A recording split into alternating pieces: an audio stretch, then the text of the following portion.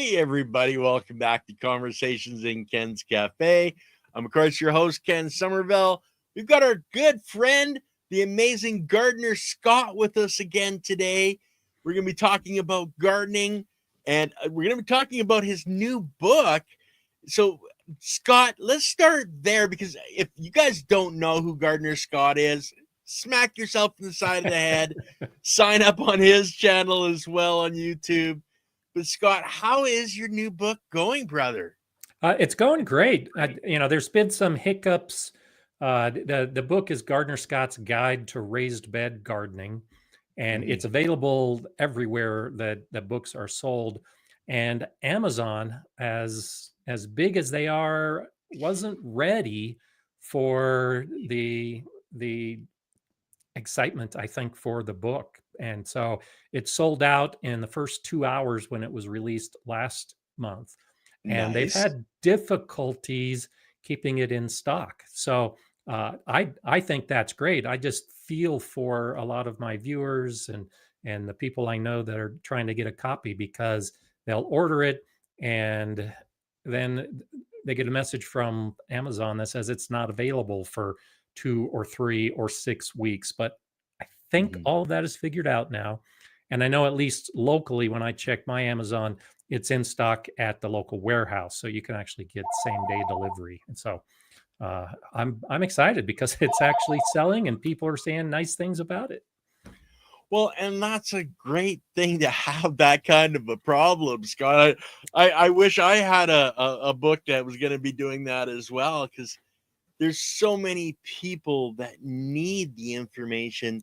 And it's basically about raised beds and how to construct them and use them, which is information that is so useful. And of course, it is the beginning of the season. Like, you're in Colorado, you have the cold weather still, like you were saying before, when we were talking before the show. You got 6 weeks or so before your last frost date. And I'm in about the same boat in Alberta. Like, we had snow here a couple of days ago.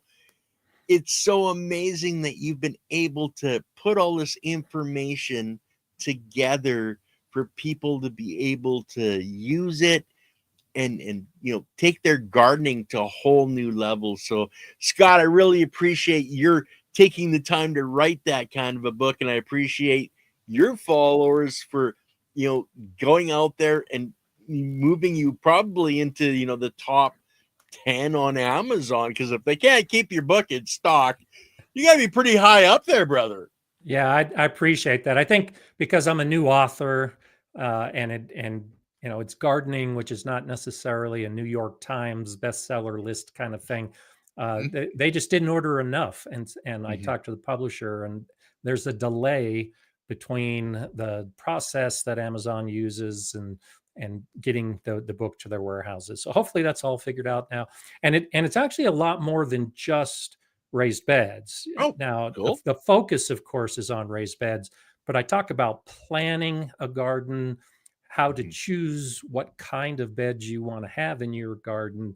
I talk about seed selection and how to actually plant the seeds or plant the plants, how to use trellises, how to use hoops and covers for, like, you and me, who are trying to extend our seasons during the cold months.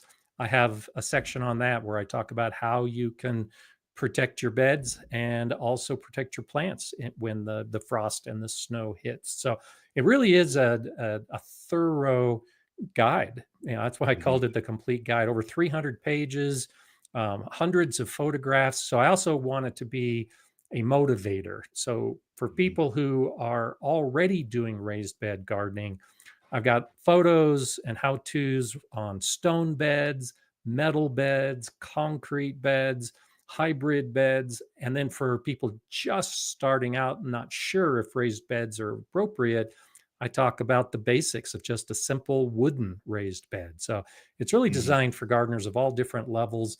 And then, of course, some of the photos that I put in the book are just, it's amazing what you can see out there, particularly with rock and brick and stone. I love those kind of raised beds. So I used some of the videos I took for my own motivation in the garden. That's fantastic. I know we had a gentleman, his channel on YouTube is called Yellow Skunk Farms. He built an indoor bed out of stone. But he also put a stream in it, has fish in it, and it's actually a self-watering bed. And it's an indoor, Wow. closed environment. But these are some of the things that you guys can do. Like, use your imagination, be a kid again. Yeah. You know, I tell people, if you have an idea, play with it, let it happen. If it doesn't work, it's not a mistake. It's just a way it won't work, and just keep trying. Yeah, it's just a lesson for next time. You learned what doesn't work, which makes it easier next time because you can try something different that's more likely to work.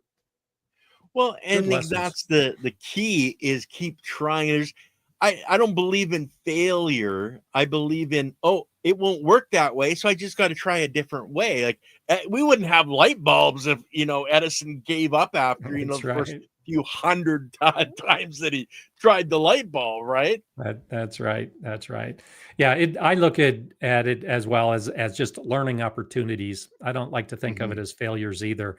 It's just more lessons to learn, and that's why I'm always trying new things in the garden, always planting new plants, always trying to figure out new methods.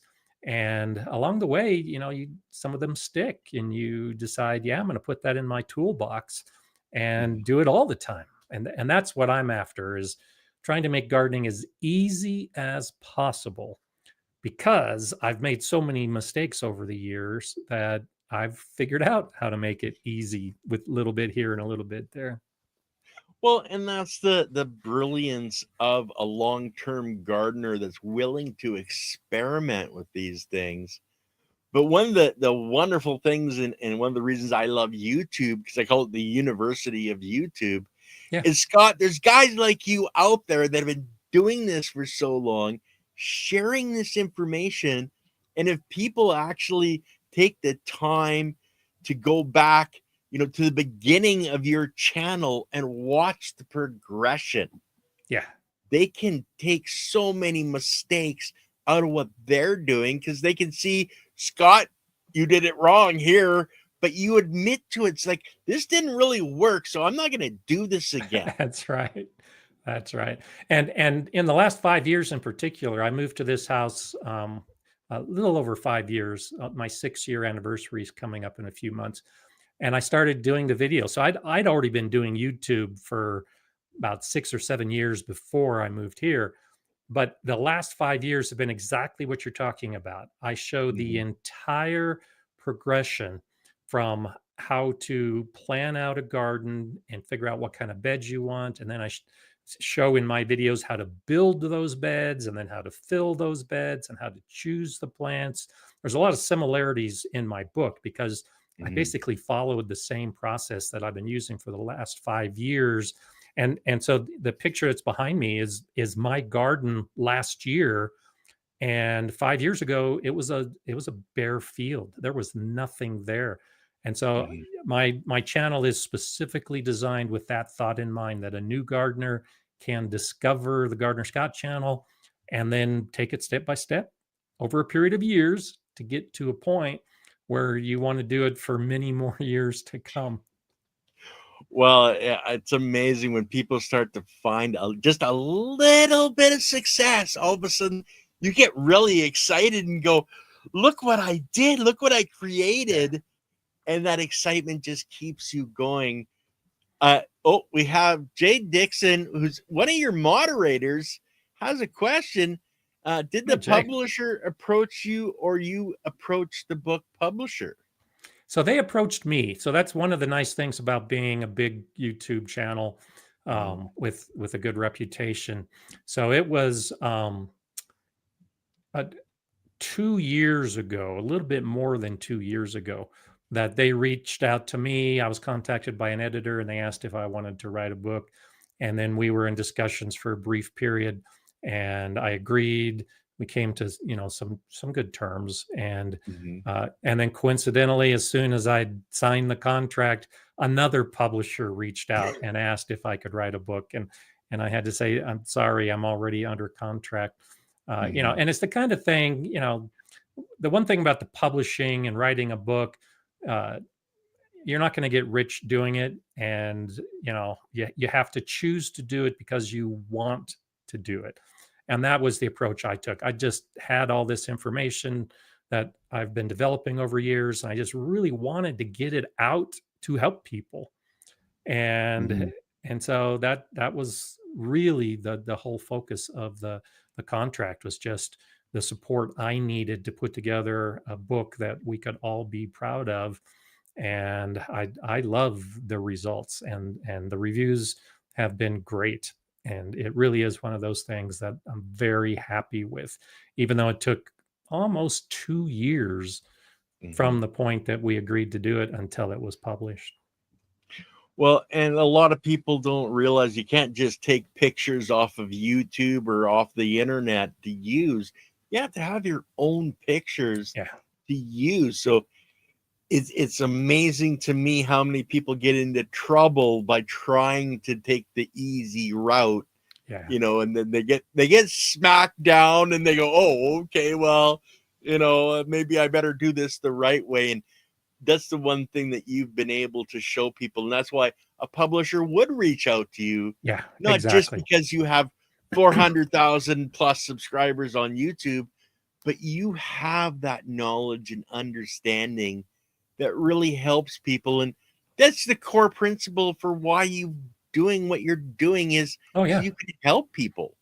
Oh yeah, absolutely. Yeah, it's the same reason you know, anybody that is serious about YouTube knows that you've got to do it for years and years to reach the point that you're successful, and you might make a little bit of money just to recoup some of your expenses. And Yeah. so that's the way I've approached YouTube all these years, is just to get the word out and to help people in the gardening community. And exactly, and Jane knows this because she's been with me for many years now as a moderator on my show.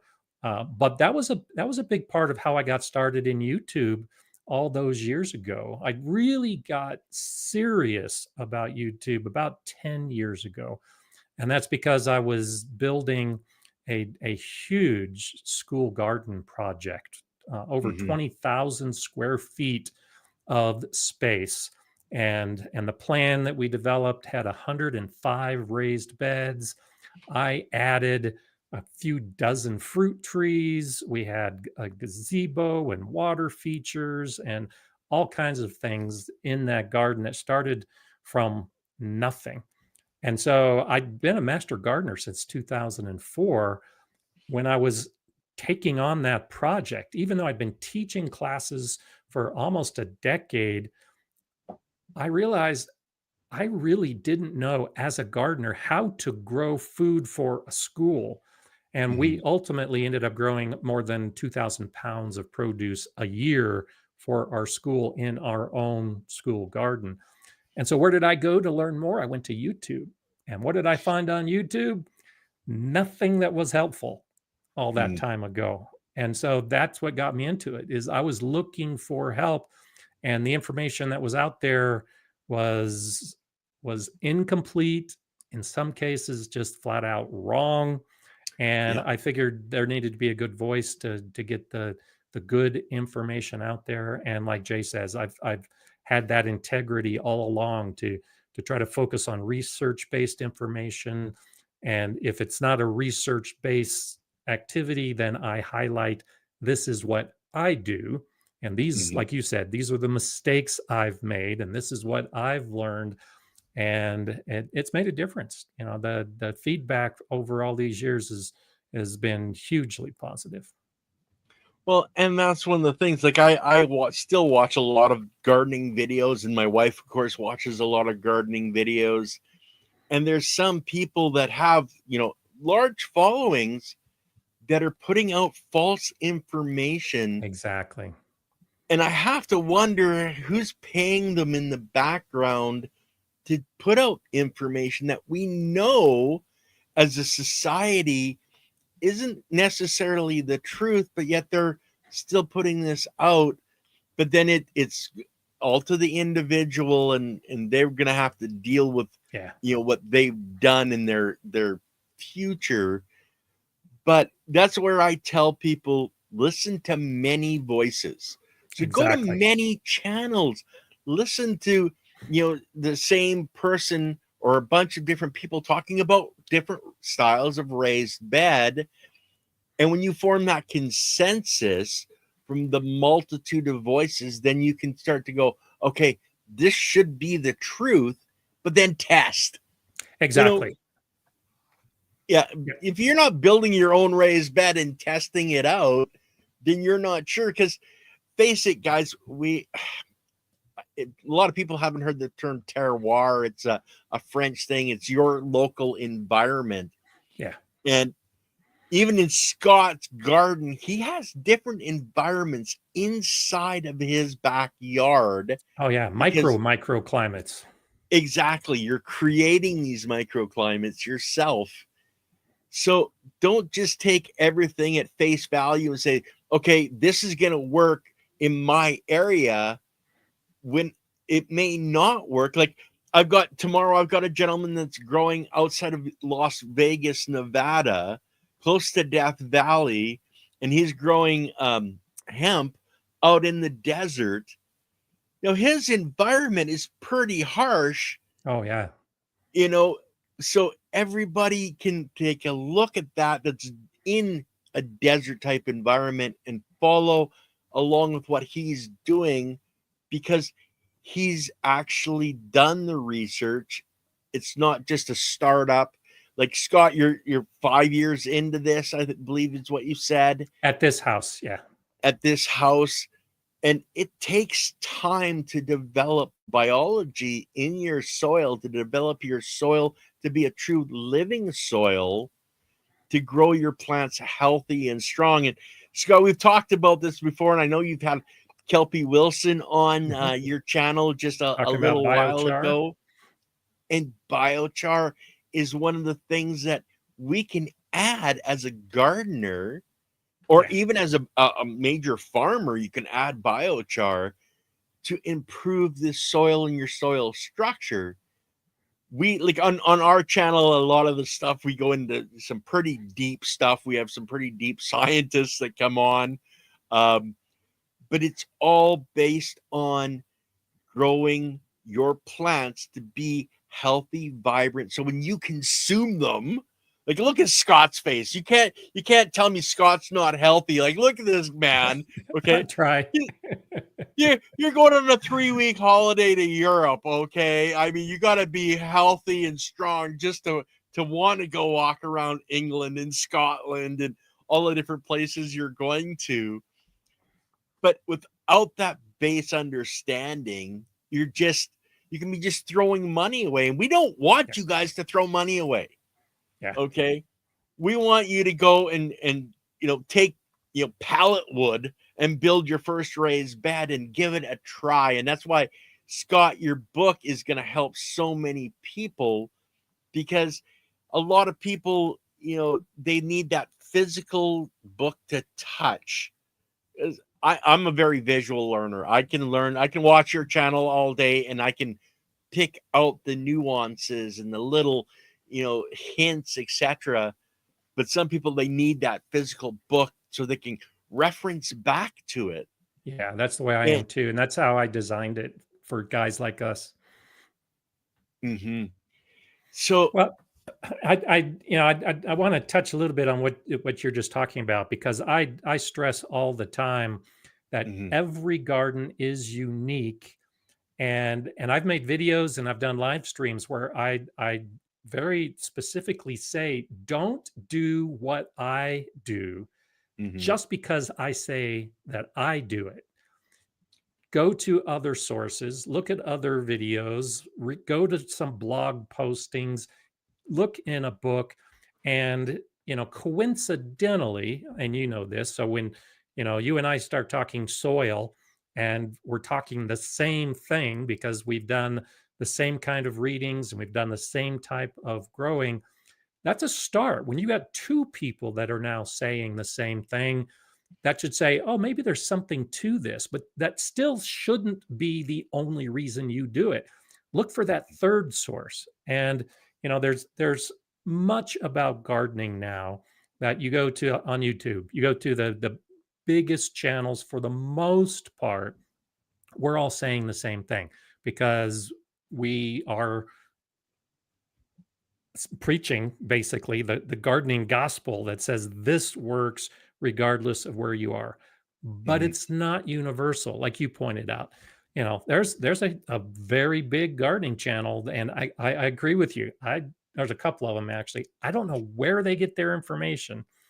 Sometimes it is literally 180 degrees off. There's one guy with one video they did a few years ago talking about um, a particular type of plant and saying that you need to put it in acidic soil. And if you put it in acidic soil, it's going to kill it. It has to be an alkaline soil. So it's like, okay, you've got to check other sources, because if you've got 9 people that say put this plant in alkaline soil and you've got one person that says put it in acidic soil, I tend to favor the 9 that can show the Yeah. plant actively growing and give that a little more credence.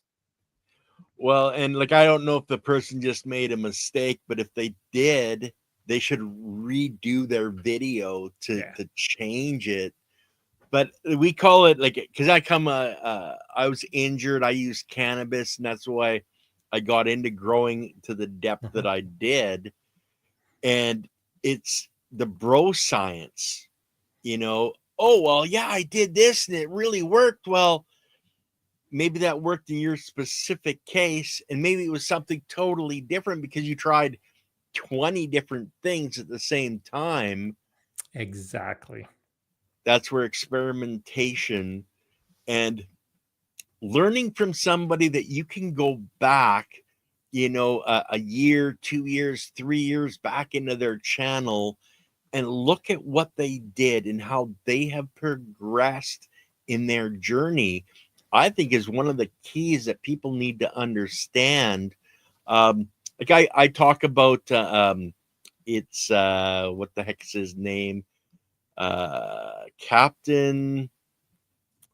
Oh, not Captain Jack. I think it's Captain Matt. He's a worm farmer, an older gentleman Oh, like us who started worm farming. And if you go back in his videos, you can see all the different methodologies he's tried, and he shares all this information with you.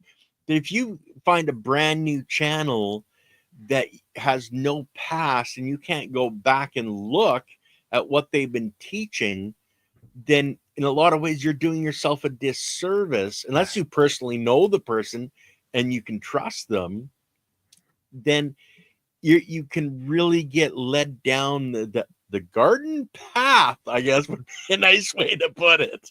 yeah, absolutely. Yeah, and that's actually how I began that focus on my channel all those years ago. Mhm, I didn't have a lot of subscribers. I was watching all the videos on how to grow your channel and all that kind of stuff. But it's like, no, I mhm, don't want to grow my channel quickly.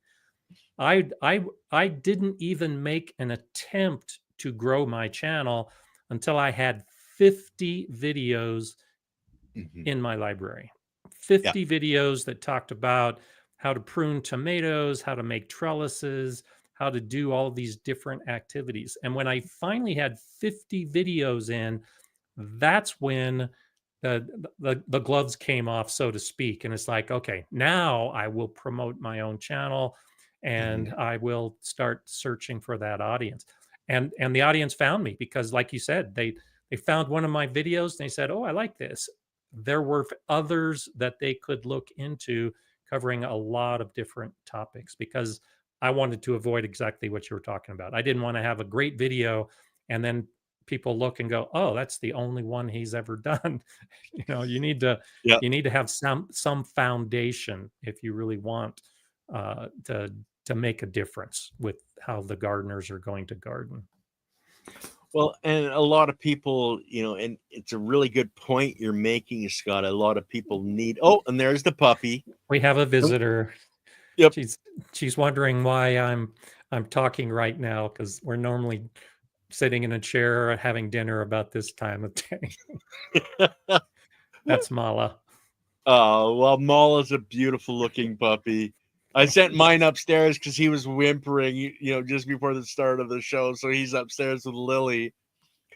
But having that foundation, and if you guys are looking at getting into YouTube and starting to share this, what Scott just told you is an amazing gift to you guys to start with that foundation so that it's not just one or two or three videos, but it's the start of a library. Like we're into our third season on this channel, Mm-hmm. and we're only, we're not even at 3,000 subscribers. I know people that have started and all of a sudden, geez, they got 10 or 20,000 subscribers. They've been doing this for 3 or 4 months, and you're going, what the hell did they do? But then I get emails all the time, guys, people offering to sell me subscribers, tens of thousands of subscribers. So you can get, the deep fake really quick, and unhonest people will buy, 10 or 20,000 subscribers so they look like they're doing it. They look like they're important, because face it, human beings, we're kind of foolish that way. We like to go, oh well, this guy's got 20,000 subscribers, and this guy's got 400,000 subscribers, so they should be you know uh, an authority, when they don't realize that it was just bought and paid for, and the person that's talking is just full of, put it nicely, BS. Oh yeah, yeah, and luckily YouTube has become mature enough, particularly with the way the algorithm works, that that you can have 20,000 subscribers in a 3-month period, and if someone clicks on your video and they realize that what you're producing is just crap, they're going to click off of it, and then YouTube's going to stop showing it to people, and you're going to stagnate at 20,000 subscribers because nobody new is going to come along and want to watch it. So I've never chased the numbers. I mean, yeah, it's nice to be able to say that I've got the big numbers, but I think it's more important. I would rather have, and this is the approach I took with my channel, I would rather make a difference with one gardener in that person's garden than to have a million subscribers who don't garden but just watch my videos. For me, it's all about gardening. I treat gardening as part of my way of life. The philosophies that I bring to gardening are the same philosophies that I use in everyday life. So I appreciate you saying kind things about how good I look, but yeah, the way I take care of my garden is pretty close to the way I take care of myself, in the way that you look at what's going right and you look at what's going wrong and you decide what needs to be modified to get the best results. And so the lessons we can learn in our garden just can pay huge benefits in our relationships, in our health, in our life, and so many other things. And yeah, if I get some extra subscribers along the way, fine. But no, it's all about helping out the people who stumble upon my channel. That really makes the difference for me. Well, I know you grow your own herbs, etc. You dry everything and you consume out of what you have grown. It's a great feeling inside of yourself, Scott, that you're consuming what you have put your hands and love into. Absolutely. It's amazing when you can make a tea from your own garden, and drink it and look at your garden while you're drinking it, go, I did this. Yeah. Well, and the education piece is just so critical. So, 3 years ago, I built a small bed and I put stinging nettle in that bed, because stinging nettle, based on everything that I'd read and researched up to that point, can make a very potent liquid fertilizer for the garden. So I was growing stinging nettle for that purpose, along with comfrey. And so between, and I did a video on this a year or two ago. So between the stinging nettle and the comfrey and dandelions, I was Mhm. making a a drench for my soil that was loaded with nutrients. Well, last year, as I was focusing more on my health, I came across the health benefits of stinging nettle. And Mhm. so I've actually shifted my focus since I have all of this stinging nettle growing now. And you're exactly right. I've got a nice big bag of dried nettle leaves that I have for tea because of the health benefits that I now recognize it can bring to me. All those same nutrients and minerals that it was giving to the soil, it can give to me and my body. And so Mhm. that's part of the progression. I never anticipated that kind of awareness or education until I actually put that plant into my garden and then learned more about it. And you know, you can look at so many other things. Feverfew is a plant that I put into my garden for the first time last year, and it's a Mhm. perennial. And I was so glad to see it pop up as one of the first plants of the year this year. And it's the same thing. I put feverfew in my garden because it's a great pollinator plant, but it also has all those health benefits. So there's so much we can learn, and the more we do it, the more we learn. Well, I like to tell people that what you're calling weeds are medicinal plants for your soil. We have all these books, these apothecaries that are bringing in these herbal nutrients, and it's all plants we can generally grow, like Yeah, stinging nettle. You know, yeah, it helps our soils, like you were putting these together and adding them to your soil. Adding those micronutrients to yourself is so important for your health. So while you're helping your garden, you can be helping yourself by consuming it. And because, Scott, you have a vast advantage over most people. You've got 5 years of growing your soil into this life and yeah, vibrancy. You're getting so much more nutrients in that stinging nettle that you're consuming. It's amazing what we can do to help ourselves from our garden when we open our minds to realize that that dandelion you're trying to get out of your lawn is damn healthy for you. yeah, There's a reason it's in your lawn. yeah, yeah. You know, and it. I get the question all the time. You know, what kind of fertilizer do I use for this plant at this time? And you know, what when do I fertilize? You know, that was one Mhm. I just answered yesterday, and my answer is I don't. I don't fertilize my plants. I do not apply fertilizer in any of my garden beds because the soil is providing everything that those plants need. And so you're exactly right. You know, if we're feeding plants with a fertilizer, particularly a water soluble, quick release kind of fertilizer, the plant will grow. Plant doesn't care where the nitrogen comes from. You know, it needs nitrogen.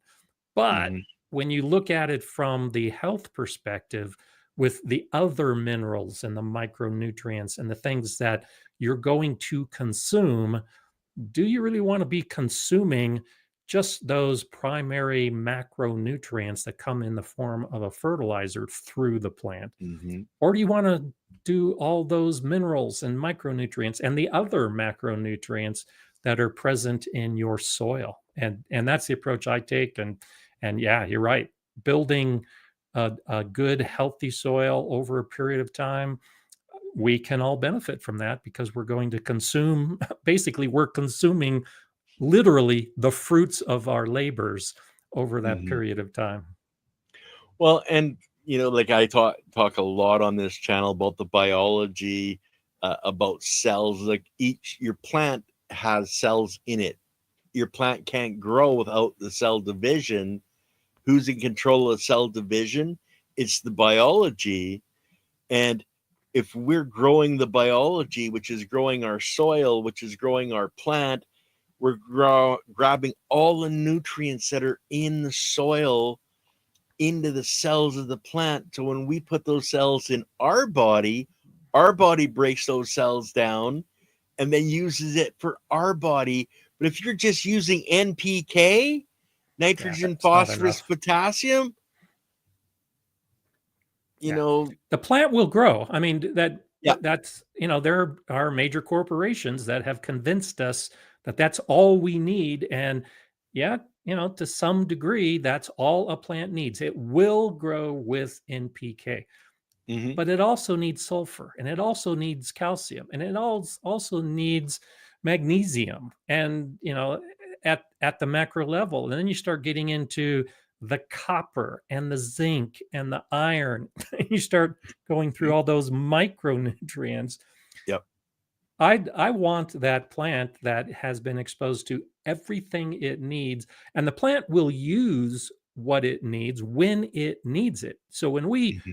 force feed the NPK, we're we're not doing any justice to our plants, definitely not doing any justice to the biology in our soil. And then if it's something we're consuming, yeah, gee, this, and I'm going to go off on a little bit of a tangent here, because this is one of my annoyances when we talk about some of the misinformation that's out there. And so people who are doing so much of just the fertilizer only growing, and then they see a tip that says to use Epsom salts in your garden. Hmm. Well, yeah, we need magnesium and sulfate and all those things that we can get from that, but it's not in the form that's usable for a plant. And the reason you might see a benefit when you apply something like that to your garden is because your soil is so deficient in the nutrients, because you're force feeding it these fertilizers, that you might see a result. But Hmm. like calcium, I see all the time, pour milk on your tomatoes to make them taste better. And, it's like, because tomatoes need calcium. Well, uh, Dr. Elaine Ingham has said that essentially all soil on the planet has enough calcium. Hmm. You just have to give the plant the other nutrients that it needs to be able to absorb the calcium that's already there. And so people just in general waste so many household products in their garden that are really serving no purpose, but you've got somebody that is making a video about it and saying it's going to be a magic thing. And it just really isn't. I just want the simplicity of a good soil that grows me good plants, and I'll save the money I spend on eggs and milk and all those other things from the cupboards, in my cupboards, and not in my soil. Well, and that's where, we both compost, and that's where your leftovers, your rotten stuff you put in your compost. In your compost, the biology is breaking all those cells apart. Yeah, And I think a lot of people don't really understand that in Mother Nature, she makes compost every fall with the leaves falling, etc. That's her form of compost. And if you're feeding plants, the biology has already broken everything out of the soil structure from your sand, silt, your clay, and your other organic material to put into that leaf. So it actually takes a step out of the process, yeah, the energy necessary, because it's already been used once. It's a lot easier to use it again. It's like, Scott, if you go out to and you want to build a new garden bed, do you go out to the forest and knock down the tree, or do you go to a place where the process has already been done for the yeah. wood? That's right. Yeah, you go to the forest floor, and you get the soil that's loaded with all the fungal activity and the bacterial activity. Yeah, that's exactly what I want. I don't want to have Mhm. to put a tree in my bed and wait for something to happen. Well, unless you want mushrooms, because then you can get your tree, you put your mushroom plugs in, and you're eating good mushrooms. But That's true. it's a time thing and it's an energy thing. Like, Scott, when we get to our age, we don't have as much energy as a 20-year-old anymore. So we want to take things a little bit more simply, the stuff that's already been broken down to be Yeah. used, whether we're building a garden bed or we're putting in wood chips on top for a mulch. We don't want to have to go out and do it ourselves. Yeah. I like working with nature. You know, Mm-hmm. nature has that whole process figured out. So if you can work with nature, do it. Because, yeah, it's a lot less work. You know, we're talking about weeds. I really don't weed my garden. Now, Mm-hmm. in the individual beds, I will pull out plants that don't belong there, which is my definition of a weed. It's just a Mm-hmm. plant growing in the wrong location. And occasionally that means it's a tomato plant. You know, if I grew tomatoes in a bed one year and some of those cherry tomatoes fell to the ground and those seeds were in the soil, and then next spring those cherry tomato seeds sprout, and now I'm growing peppers in that bed. Well, the tomatoes are a weed and they get Mm-hmm. pulled from that bed. But outside my active growing area, I let everything grow. I let all the dandelions grow. I let the purslane grow. I let the lamb's quarter grow. I let all of those things grow because they have a place in my environment. There, many Mm-hmm. of them are attracting predatory insects. They might be attracting birds. They might be a magnet for the rabbits. So instead of the rabbits eating the plants in my bed, they're eating some of those native weeds that are along my fence. And so, how much effort is it to not weed? Well, yeah, I how long did I talk about it? That's as much effort as I've spent in weeding in a long time. Yeah, exactly. I'd rather have the animal come in and eat the weed and give them nutrients than my having to pull the weed. But I'm a really lazy gardener, Scott. Yeah, you and me both. So Jay has another question here. Has the type of questions and gardeners changed since you started YouTube years ago? I would say overall it hasn't, and it's a little bit surprising. My most popular video with about 4.5 million views is Mhm. on how to fill a raised bed. And when I first made that video 5 years ago, I thought it was such an easy, simple topic that I wasn't going to do the video, but I was getting some questions about that. So it's like, I'll go ahead and make this video. And of Mhm. course, it's become huge. I still get the same questions now from that video that I did 5 years ago. And that holds true. I try to respond to every question I see if it's appropriate on all my videos. I spend time every day responding to comments and questions to my videos, and the questions are generally the same. Now Mhm. the level, because I have such a big audience now, the level of some of the questions has been elevated. So, you know, Jay probably sees this from my live stream as well, that people who have been watching my videos in particular for a number of years now are asking a different kind of question because they have that foundational information to work from. But for people who are not the followers of my videos, the new people, it's still the same basic questions that I get every year and that I've been getting for over a decade now.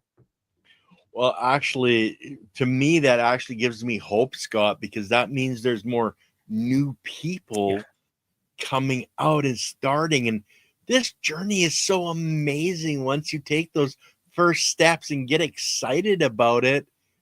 It doesn't matter if you're starting because you have health issues and Mhm. that somebody said, oh, you need to change your diet. It doesn't matter because the more people grow in the methodology that you teach, Scott, the more biology is being put into our soil structures, which is helping our entire planet to be healthy and happy as well. Yeah, thanks, Ken. That's exactly the way I look at it. Is, you know, I can't change the whole planet, but if I can influence one person to change their backyard, and suddenly they have the opportunity to influence one person, and then that person has the influence to change a person. And that's how we change the planet. That's how we change the Mhm. biology in our world, is just one person at a time. And when like I said, when I started the channel, I was just hoping to help one person. And I now know that I have helped millions of people because they've told me. I every year I get hundreds or thousands of comments from people that say, I've been watching your videos for years and I have learned so much. I've had my best garden ever, and I've told everybody in my church to watch your videos, or I've told everybody in my book club to watch your videos. And so that's how it spreads, is the good information that works. And you can actually tell your friends and neighbors and family that you tried this thing and it works. That excitement, like that you're talking about from that individual, now is so hard to avoid with the people around them. That it's like, oh, okay, fine, I'll give it a try. And I get comments from people like that. I wasn't a gardener, I never planned to garden, but my wife had so much fun with it, I thought I would give it a try, and now she can't get me out of the garden, that type of thing. Well, and a lot of people, it's not the gardening for vegetables, it's the gardening for the roses, for Yeah, gardenias, etc. It's that love. Once you get into it and you start to really love it and get in connection, it takes you to a whole different level. And that's one of the things that we talk about, on our channel, is the energetic side as well, that really can touch a person's essence to be in the garden. And you laugh, you smile, and yeah, you're right, it's like, I told two friends, they told two friends, that excitement builds and grows, and it just leads people, because people go, "Why are you so happy?" Go, "You got to check out my garden. You got to, like, that's taste right. this tomato." And That's right. people go, "Why are you so excited?" Then all of a sudden they taste that and they go, "Wow, this is good." Yeah. And so much of our focus, because it's so easy to focus on our vegetable gardens and our fruit gardens. But you touched on it as well. Just it can be any type of gardening. I Mhm. love talking to different groups. And here in Colorado Springs, where I'm from, I've given a couple different talks to the Iris Society. And it's a Mhm. group of gardeners, and their whole world is growing irises. Yep. And some of those gardeners don't even have a vegetable garden, but they have that same enthusiasm, they have that same excitement about growing irises. And I've talked to the Rose Society, and it's the same kind of thing, where you have these gardeners who have been gardening for decades trying to grow the perfect rose. Mhm. And that's their whole world is roses. I have a master gardener friend who is an expert on perennial plants and native plants. She's amazing. She knows all the botanical names, all the Latin, and she can't grow a tomato. So she doesn't even try. I mean, she has so Really? much difficulty in her vegetable garden, but she can Mhm. grow anything else. And so that's what she focuses on, is growing the shrubs and the bushes and the trees and the grasses and the flowers, because she likes it, she's good at it, and she can teach others about it, which is a Mhm. great way to learn more about gardening, is to teach other people about gardening, even if it's just the people in your household. Well, and I know you started out, a school garden and teaching the kids about gardening, and you know, I'm hoping that they took that into their cafeteria, Oh yeah. you know, and use that to feed the kids, because health and nutrition is so important, especially, for the younger kids. It's amazing that you were able to touch all those children's lives and lead them down a path they probably would have never found otherwise. Well, yeah, and it's so rewarding. The school I was at was in what we now call a food desert. That there Mhm. were no sources of good healthy food. There were no supermarkets. There were a few fast food restaurants. And so the kids basically just ate frozen meals and fast food. And now we're out in the garden. And one of my most enjoyable memories was of a day when we were harvesting carrots. So that the students would sow the seeds, they would do the transplants, they would take care of the plants. Now, it wasn't on a daily basis because it was still a school and they couldn't Mhm. do it during the summer. So I did the bulk of it along with a group of volunteers. But during the school year, when they could, they were out as often as we could get them out. And so we were harvesting carrots in that particular day. And there were these two girls, about 12 years old, harvesting carrots. And one of the rules in the garden was if you harvest it, you can eat it. And so they had each pulled a carrot and they're each holding a carrot in their hand. And one girl is looking at the other and says, I didn't know carrots came out of the ground. And the other one said, I know. And I hate carrots. And then she takes a big bite and says, but I'll eat this all day long. And that was it. That these are kids that they don't know where their food comes from. The Mhm. food they do eat is been so processed that it doesn't taste at all like what we can grow. And when they're given that opportunity, it literally changes their lives because they now know that there's another world out there. Mhm. And I had a couple students. One student in particular was always truant, and they were ready to just give up on him completely. And he said he wanted to be in the garden, and that was the way we actually kept him in school, was to give him the opportunity to come to the garden every day in Mhm. exchange for him going to his classes that he needed to Mhm. go to. And so that's the kind of difference that it makes when we're talking about kids and students and what an impact a garden can have in their life. Well, I always tell people to get back to your child and use your imagination, but it's in that moment of contact with that life that's there, and if they get excited about that, I have no doubt that that young person is still growing Oh yeah. now and loves what they do because it touched something deep inside of them. And Scott, you've been touched by the gardening, I guess, bug, if people want to put it that way. But it's a way of life when you really Yeah. start to get in community with your plants. Yeah, absolutely.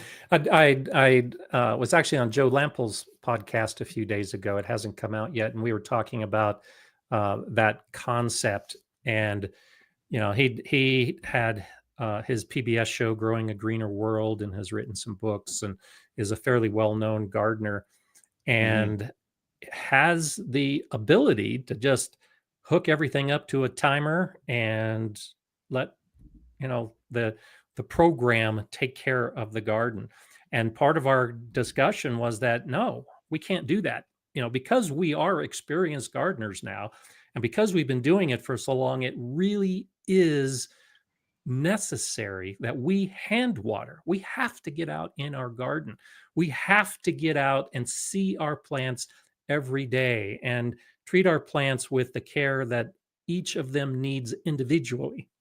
mhm. And I was, it, it was, kindred spirits. I just really love the conversation because you're exactly right. It's a way of life, and it is getting out, getting close to your plants, being, I don't necessarily name my plants with people names, but yeah, seeing the characteristics and the personality of each plant. And if you pay attention, plants will actually talk to you, Yep. you know, by the way that their leaves are growing or the colors that they've changed, or if they're drooping or if they're having problems with pests. The plant is telling you something about where it is and how it's growing.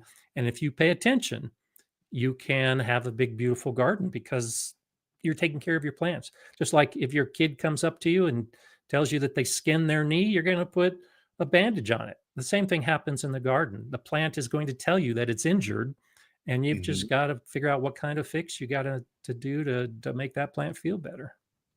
Well, and science is now showing plants actually have more senses than we do as humans. So when you're communicating with your plant, you're out there, you are the most important part of your garden is the farmer's shadow. Yeah. Because like Scott said, you can walk out there and okay, everything's all set up and everything should be great, but you had a pest come in and is attacking your plant. Well, if you're not out there to see that, you can't help that plant. And all of a sudden your whole garden has these pests. Yeah, exactly. And I uh, was in a different discussion on a different show recently as well. I don't have pests really to speak of. Mhm, When people ask about aphids or whatever the pest of the day happens to be, I I really don't have that problem, and it's not that I'm bragging about it. It's just that when you have a garden, what I call in equilibrium, where you're working with nature and you're caring for your plants because you're present in the mhm, garden, a lot of those problems just don't arise. They just aren't there because all of nature's corrective actions are also happening at the same time.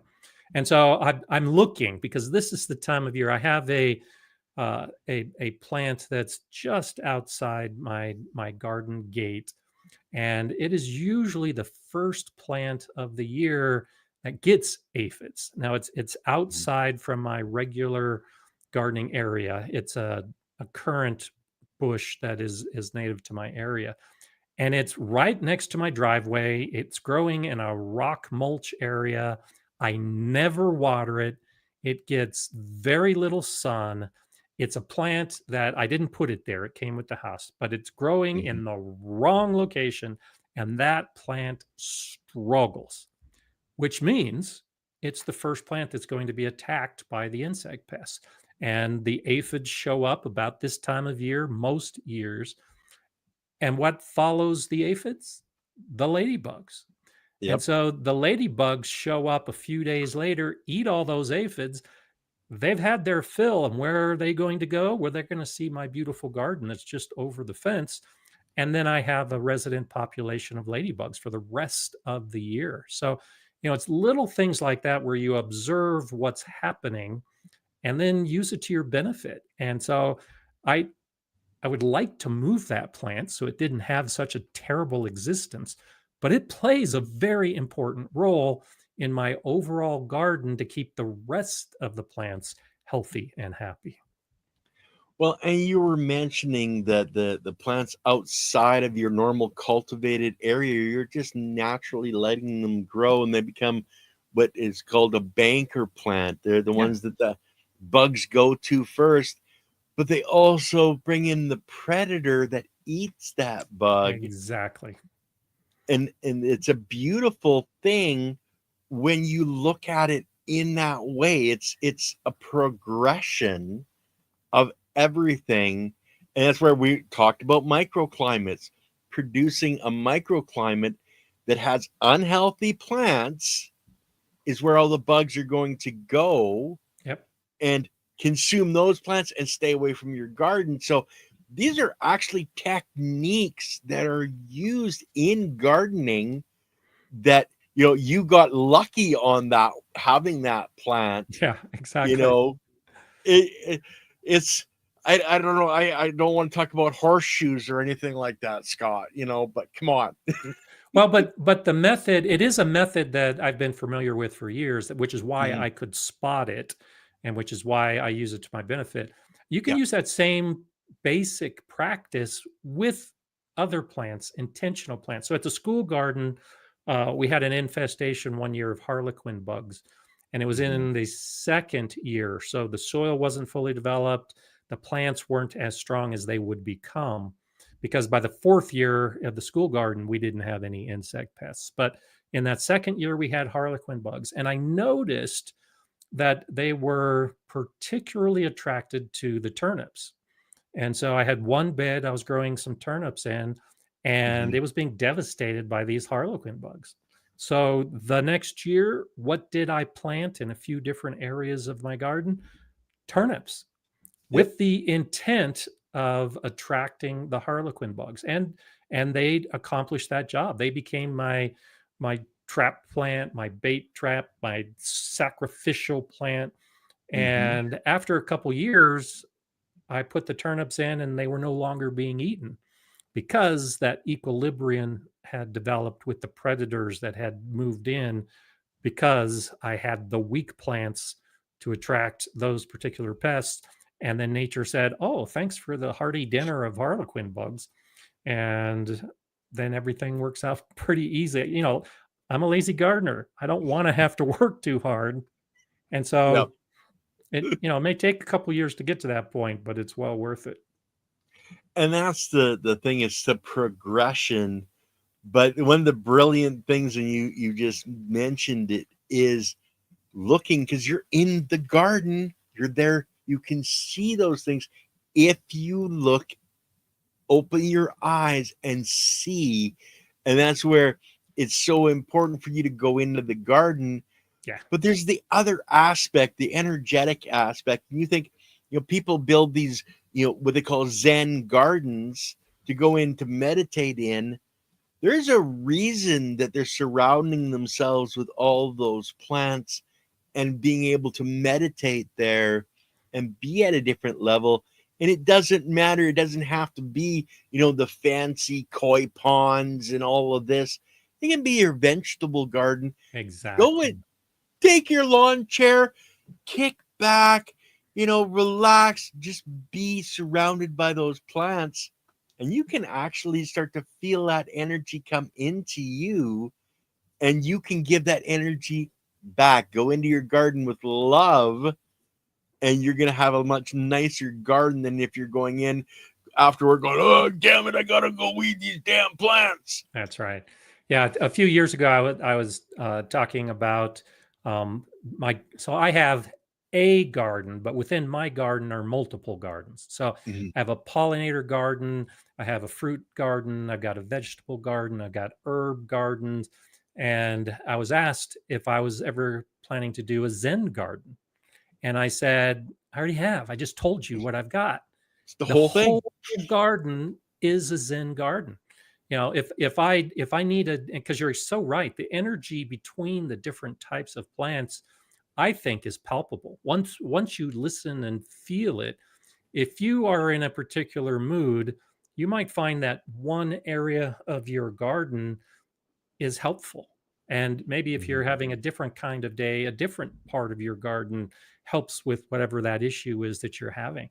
And that's a big reason why I divide my garden into rooms, because I go to different rooms, just like in your house. If you're mad, if you're upset, if you're angry, if you're sick, if you're happy, there are different rooms in your house that reflect that particular emotion in the time that you're having it. The garden's the same way. Use your emotions in your garden, and yeah, sit back and experience the rest and peace.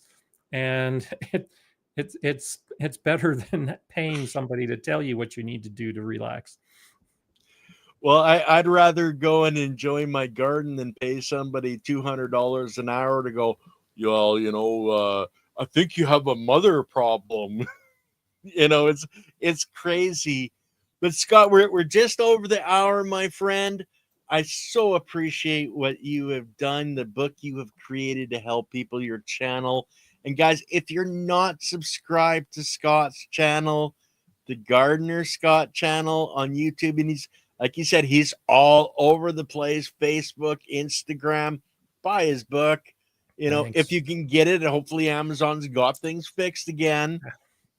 But And I encourage supporting local businesses as well. So mm, if you've got a local bookstore that you like to get your books at, you can go there too, and mhm. and get the book. It doesn't have to be Amazon. It's just in our world today, that's where most people migrate. But I appreciate that. Well, have you done an audio version yet, Scott?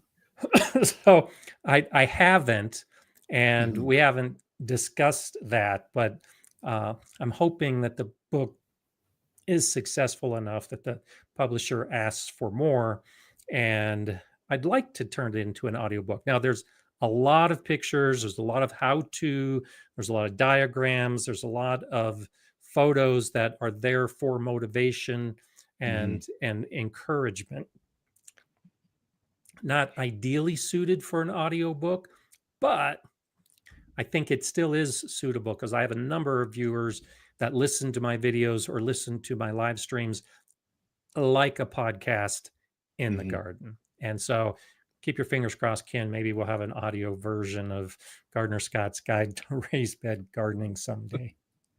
Well, I hope it comes soon, Scott, because a lot of people, like, I was a truck driver. I couldn't watch a video, like I'm driving down the highway, but I could listen to audiobooks all the time and learn Yeah, and grow and understand. Um, absolutely. Scott, I appreciate you so much, and hopefully you can come back on a regular basis to share. I'd like to learn about what happened in Europe because you're going for 3 weeks. I know you said you're gonna have a few weeks off on your show. I know people are gonna be going, oh, where's Scott? What happened to Scott?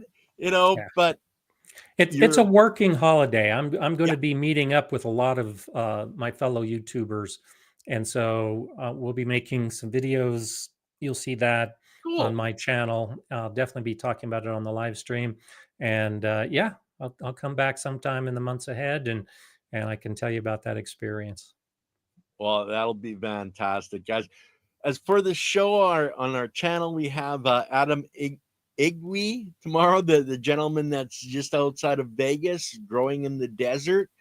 So a great show there. And then on Sunday, we've got Dr. Paula, and she's going to be talking about gum and what's in our gum. It's a brand new show on our channel.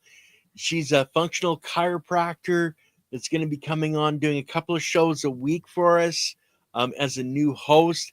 So you guys can learn a lot about your body and what you're putting into your body through the eyes of a functional chiropractor.